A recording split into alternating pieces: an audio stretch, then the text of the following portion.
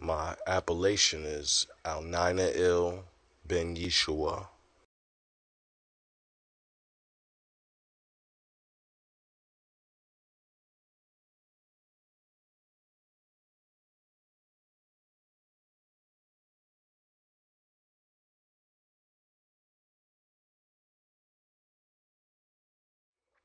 From East Orange, grew up in East Orange. Right here is where I grew up, 75 Prospect Street.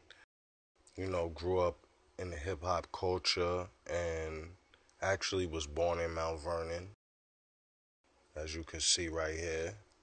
And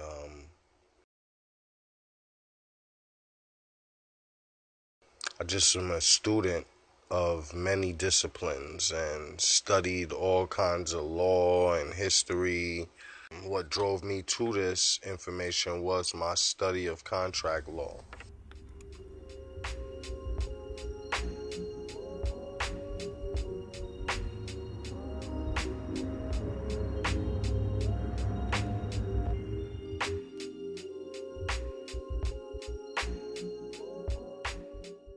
Shit, y'all people ain't trying to get anything accomplished anyway right now. I got bigger things going on. People are in the fucking way. Period. Right. So, Because at this point, you never know what these motherfuckers out here trying to do. You know what I'm saying? hey, brother. You know what? They're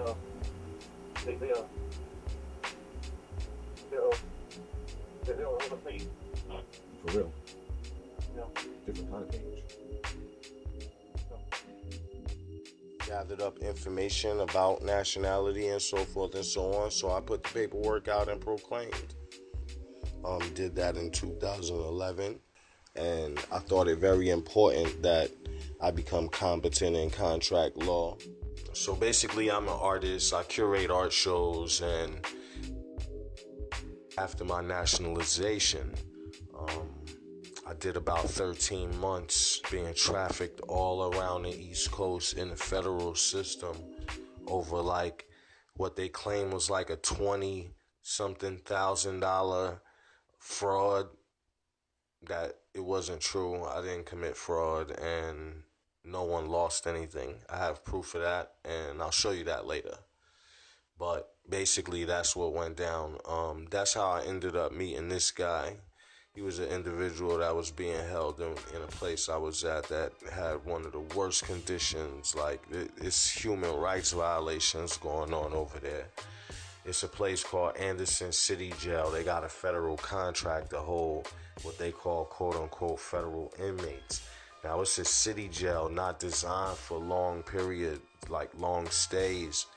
And they have people that's been... I met guys personally that was in this place for a year, hadn't been outside but only one time, and the other time they went outside it was maybe like a court appearance where they had to traffic them from that building to another building.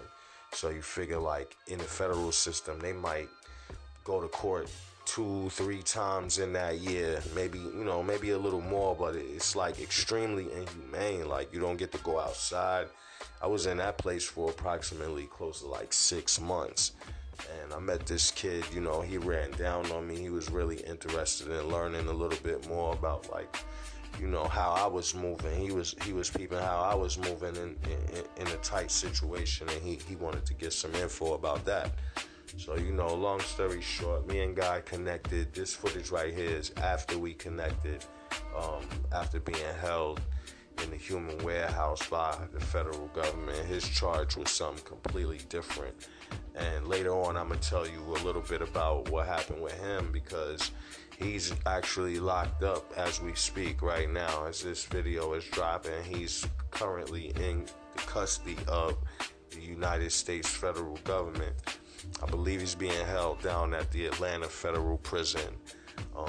He goes by the appellation Dalvin Bay. Hopefully he stayed steadfast and didn't switch up his agenda in terms of nationality, because I know that's their main objective, is to get the energy out of you and to get you to try to like submit or acquiesce or throw away your birthright, which means like, throw away your identity and accept the position that they trying to put on you. They do that by all means. So now this is me doing me, running around, hanging out with artists, just hitting up studios and doing a little bit of A&R work, hanging out with the musicians right here.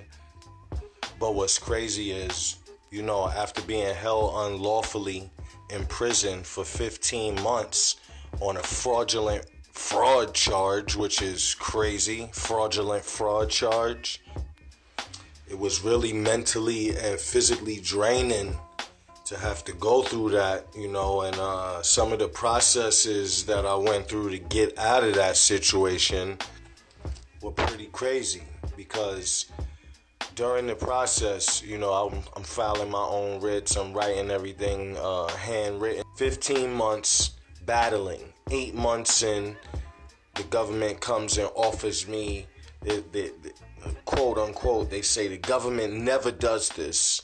They offer me what's called a no contest plea. Now, I know how to sign and not be obligated to the contract, obviously. I'm functioning as a Moor on my inherited estate at that. And basically, I was adamant about my position, and I never changed my position, no matter what they did to me. But let's say actually 5 months into it, they sent me for an evaluation. And what that evaluation entails is basically they have a few locations where they do those competency evaluations throughout the country. Majority of them are in what would be equivalent to a county jail. They have the federal version of that in a lot of big cities. Now, in smaller locations, they have all kind of weird arrangements and contracts with the county jails, the city jails, wherever they got the contract with the U.S. Marshals and the Department of Justice, I believe it. Actually, at one point, they were all being, at the time when I was in there, they were all being run by Homeland Security, basically. I would see Homeland Security SEALs all in a lot of the county jails and all of that. But they were putting me through what's called diesel therapy, and during all of that, they flew me all over the East Coast. They put me in MCC, Metropolitan Correctional Center or something like that. That's the federal county jail in Manhattan.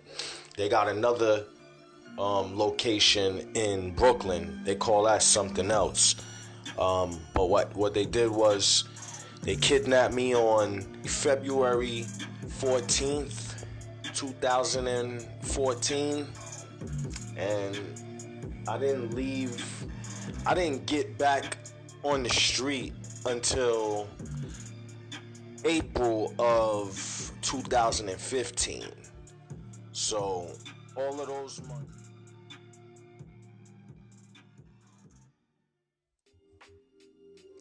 So back to this brother right here.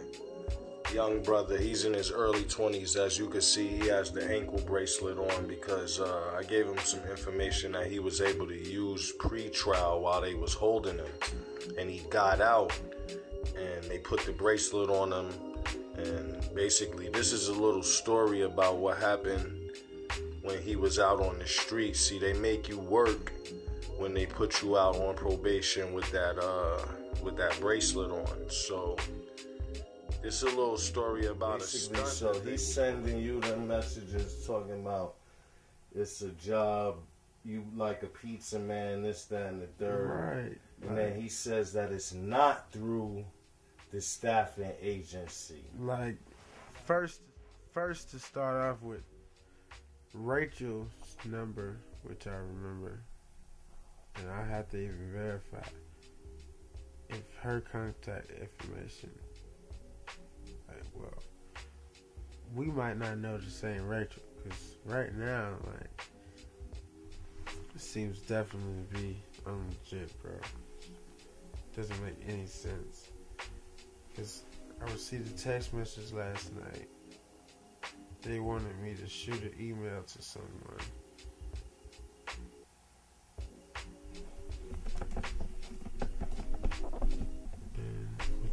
email.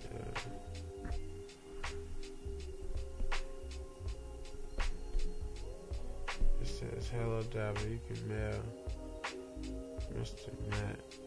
He has a job if you still need the job.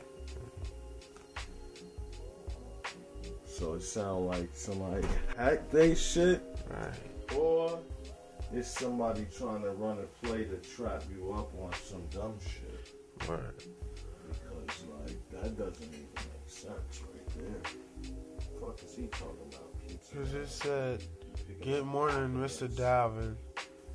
I am Mr. Thompson from Rachel. Concerning the employment. Told him hello. He asked me how was my day. Told him great. Sorry to get back later time. I work third shift. It's like documents and payments and packages. Can you handle that? I told him I will contact Rachel. Can't be part of a scheme, so I would have to go by law and work for the temp agency. This ain't a scam job, it's legit. I'm not gonna get you into trouble, I promise. Hey, yo, that sounds sketchy than a motherfucker, bro. What kind of shit this? Telling people how the feds be doing dumb shit. Bro, Right? too dumb. Man, he was like, bye. Nigga told you this is not a job with the side staffing. Don't worry if you can't do it, I'll find somebody else. Bye. Okay, goodbye. See what these motherfuckers keep doing, because that's how I know it's gonna be a setup. Like, what the fuck? Yeah, what kind of shit is that? Definitely about to get rid of this guy. Like, word. This shit is too much.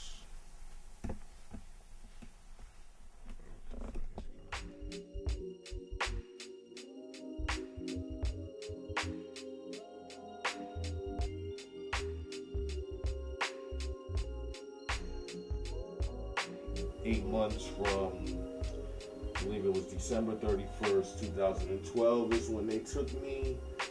Got out in September. Kidnapped again, 2017.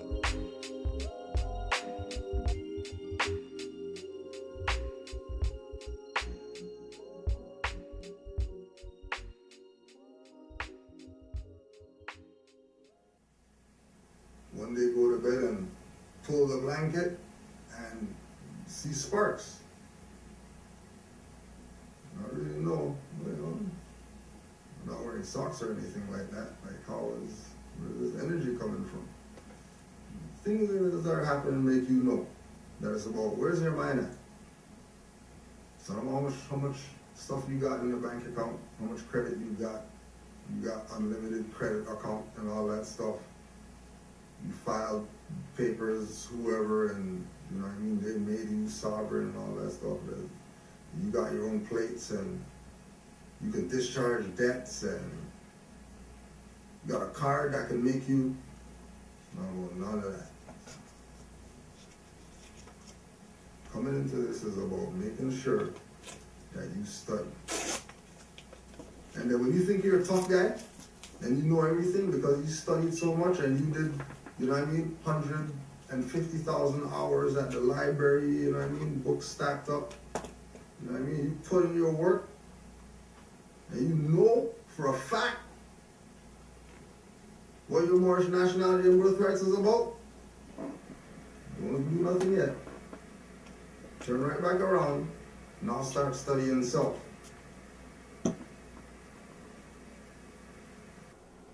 What's poppin'? Like, yo, you know what's crazy though? Like, that day, that shit went down with your people. Yeah. So, like, I'm in the crib just chilling, and I'm sitting here, and then I get a knock at my door. It's like 9 something, it's like 8 something, like almost 9. I'm waiting for my relative to come off the highway because he drives trucks and he was supposed to be coming off the road, and I was supposed to be, I was just waiting for him to come off the road and shit. So I wasn't paying attention to the knock because I was also in the daze off that information, So, boom, motherfucking, I go to the door, and like I'm saying, like, so when I pop the light on my porch, yo, it's 3 motherfucking agents on my porch, yo. Wow. Word. So I'm like, yo, what the fuck is going on right now? So, boom. All right, cool. So, boom, they gave me a mic to jump on, and call my people. They finally hear from me. They know where I'm at. So then it's a situation where they throw me back in a holding cell after they do their number or whatever, collected data that they needed to collect and all of that shit, you know what I mean? So I'm back in a holding cell. Like, so then eventually, like, it's another dude in there who is he is a professor at Anderson County University, which Anderson University, not county, because it's a small university in this county or whatever. And now people are continuing to play games with people's birthright. People let them play games with their birthright. Right?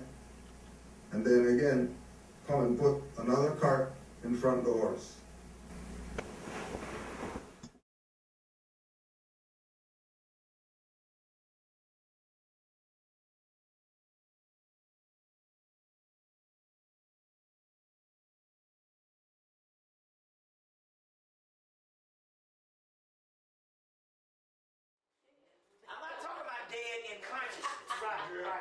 Right. Truly we are dead in consciousness.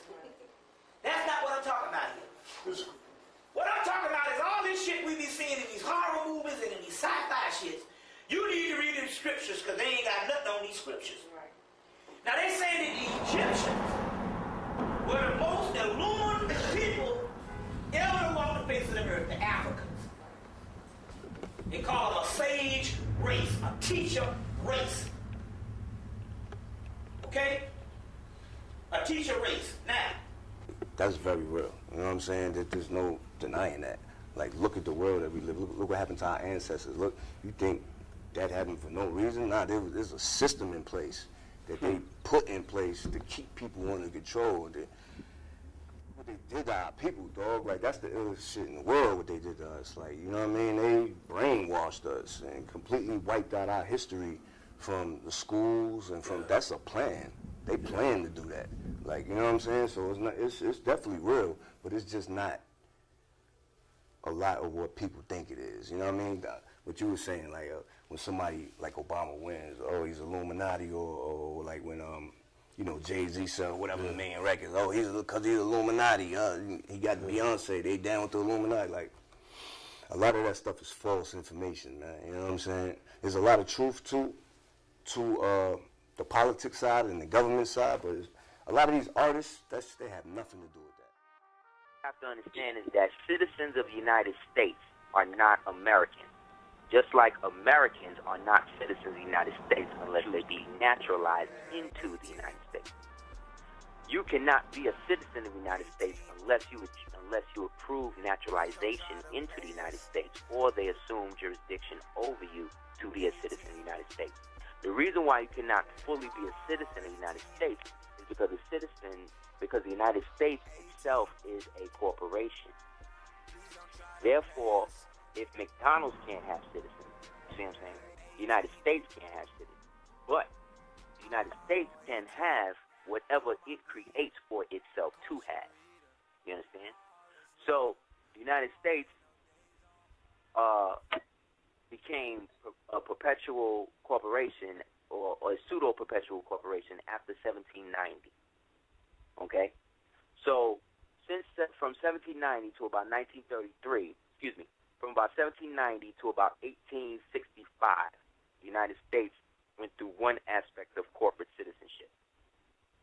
From 1865 to about 19 from 1865 to about 1899, that was another phase of pseudo-corporate citizenship. Then from about 1899 to 1933, we went into the last phase of so-called United States dominance or citizenship. Now, the United States, being that it was created out of something else, you see, we have to understand that only free people can create a free nation. Therefore, at the time that the United States was founded, it was not listed as a country. Why? Because they were all under the jurisdiction of the who? The British, right? So they tell us that they fought a revolutionary war to break away from the British, right? But when you look at the history and you look at the word revolution, it stems from the word revolve. And the word revolve means to get back to. So you tell me, how is it that they breaking away from England in a revolutionary war while getting back to it at the same time? That's one question. Another question is, if the country is only 229 years old, how come they tell you that you've been in bondage in this country for about 400 years? How can you be in bondage in a country for 400 years when the country itself is only 229, or let's say 239 years old? How could you be in bondage longer than the country existed? That's another question. So look at what we just did. We just dissected over 250 years worth of a reconstructed history. There's another book called Othello's Children in the New World. They kidnapped me February 14th, 2014, and I didn't get back on the street until April of 2015. So all of those months I was pretty much being flown from New York at an Air Force base. I got on a Conair plane. Me and this other guy from the Manhattan location at MCC, about 3 hours north to upstate New York, where we went to an Air Force base, where we loaded up on a Conair. It was the middle of winter. Like I said, it was February 14. It was freezing out. I got like a paper suit. They take all of your clothes. I'm wearing a paper suit that's like nothing but the paper suit and a pair of boxers. Who else gets interdepartmental communications from like the clerk's office at federal court? Yeah, what's going on about that case right there? You know, I'm handling my own stuff. I don't need somebody handling my business for me. As you can see, notice of dismissal done by yours truly, no lawyer included. I need nobody to speak for me. Affidavit of invocation of rights right there. The same charge, drop the Clearfield doctrine on them, you know. Now we're at the junction where they kidnapped me twice for the same charge. They're trying to tell me that I won the appeal because I appealed the case. The case was disposed of in 2015. And these people said that I won the appeal. They kidnapped me again, double jeopardy, for the same charge, and lied to my face telling me that because I won, they can do the case all over again. While all of this is going on, I got Wells Fargo attacking my estate at the same time. So soon after I got kidnapped in February, Wells Fargo and the local county boys start pressing the pin on trying to attack my estate, land, and my domicile. So their intent was to remove me from the situation in order to attack the estate that my mother is 50% a part of. So they're trying to attack my estate through my mother. So now I got to start billing people because I got the right to get a pecuniary compensation when people take up my time. And at this point, it's ridiculous. I got to put the word out there because people know about this, but nobody said anything about this. This is an egregious violation. I got in touch with the International Criminal Court about this matter, and I will be bringing a claim against everybody involved. So as of right now, I'm going to put some more pieces together for you. But approximately June, I was in email conversations back and forth with the U.S. attorney who they threw on the case last minute. A guy named Joseph Brewer, U.S. attorney out of Greenville, South Carolina, the corporate state of Greenville, South Carolina. So yeah, they put this guy on the case, and I'm talking to him via emails. I have all of the emails recorded, and I had a meeting set up for this guy to show up, and basically we were to meet because I'm in my private person. I'm handling my own legal affairs. They got an issue on the table. We're supposed to meet up and arbitrate this, even outside the courtroom. So I had meetings scheduled, and as you can see, you'll see. And their survival depends on sucking blood. Period. U.S. Attorney Joe Brewer, who messaged at approximately 10:49 via email, which I have on record, asking for a follow-up to confirm. Dealing with this matter, it's a fraud case that was brought down by the FBI. Long story short, he's a no-show. This is documented for the sake of, again, protecting myself and any future attempts at maybe violating the Constitution, violating the treaty, etc.